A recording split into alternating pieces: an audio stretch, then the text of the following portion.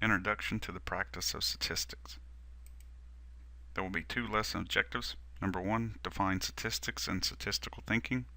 Number 2, explain the process of statistics. Lesson objective number 1.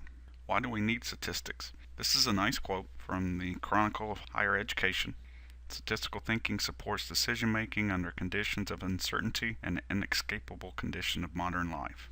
This is something that we'll all be doing no matter what our job. Statistics is used in many careers. Here is just an example of a few. So what is statistics? Statistics is the science of collecting, organizing, summarizing, and analyzing information to draw conclusions or to answer questions.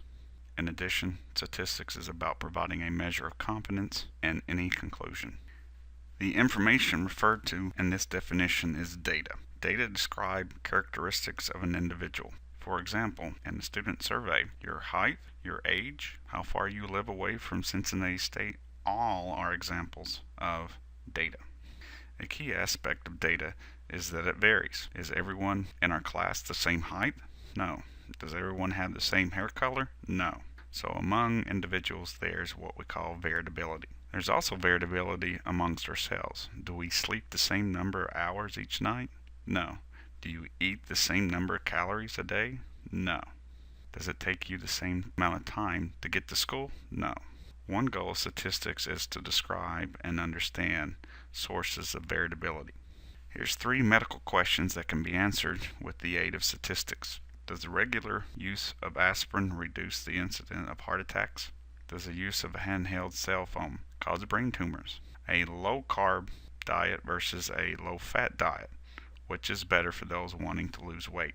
We will answer these in this class. Lesson objective number 2. We'll start with some definitions. The first one, population. Population is the entire group of individuals to be studied. A sample is a subset or part of the population that's being studied. And an individual is a person or object that is a member of the population being studied. So the smallest is an individual. Group of individuals make a sample, and a sample is part of population. Now, as we'll learn in this class, the best type of sample is a sample that is representative of the population. There's 2 branches of statistics. The first one is being descriptive statistics, and the second being inferential statistics. Descriptive statistics, as the name implies, it describes data from a sample. This is done by the use of tables, graphs, and what's called numerical summaries. A statistic is a numerical summary based upon a sample. So a statistic is a number that is measuring something from a sample. Now to keep this straight, this is the way I like to think about it. A statistic starts with an S, a sample starts with an S. So anything that's measuring something from a sample is a statistic. Inferential statistics uses methods to take results from a sample and then extend them to a population to make inference, in other words. And it also measures the reliability of the result. A parameter is a numerical summary of a population. So a parameter measures something about a population. And again, if we notice, population starts with a P, parameter starts with a P. So again, a parameter is some kind of measurement on a population. Let's look at an example. Suppose the percent of all students in your campus who have a job is 84.9%. Is that a parameter or a statistic? It is a parameter because it is a numerical summary of a population. We know it's a population because in the word here, all is the key word. Suppose a sample of 250 students is obtained, and from this sample we find that 86.3% have a job. Now, that is a statistic because it is measuring something about a sample.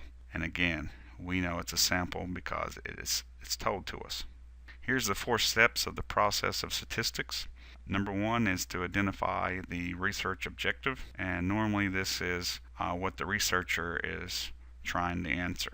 The second step is we collect the data that is needed to answer the question in step 1. Normally this is done using a sample, as to use an entire population is very difficult and expensive. The third step is we describe the data. And we describe the data by either tables, graphs, and numerical summaries. And the last step, number 4, is to perform inference, where we take the results from the sample and we make inference for the population. Let's look at an example. You may need to pause.